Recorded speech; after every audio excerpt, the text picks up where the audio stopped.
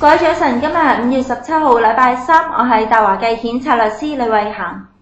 同大家跟進一下尋日港股市況啦。港股連升6日之後回吐，尋日呢恒指跌35點，收報25,335點；國指跌16點，收報10,433點。大市總成交呢溫和回落到去780億港幣，上升股份839隻，下跌股份呢731隻。尋日人民銀行重啟公開市場操作，進行呢1900億嘅逆回購。但係如果計及啦200億嘅逆回購到期嘅話，資金淨投放金額啦係1700億人民幣㗎。但係如果我哋睇翻呢，其實尋日有1795億 MLF 到期啊，咁所以對沖咗之後，其實銀行啦向市場投放嘅資金啦並唔多㗎。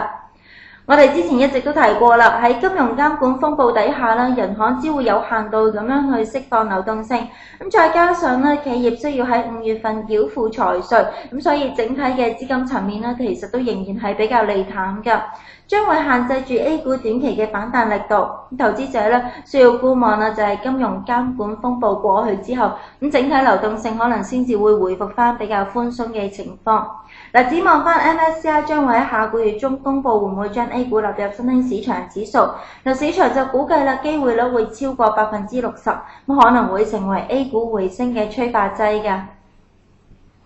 翻嚟港股，大市連升6日之後，尋日輕微回吐啦，但係沽壓溫和。呢一輪帶領大市上升嘅權重股，好似匯豐啦、騰訊啦、友邦啦，短期升勢已經過急啦，可能會呈現一個係技術上超賣之後嘅一個回吐，將會考慮啦大市進行調整㗎。走勢方面，恒指咧淨成交量即係 OBB 嘅一個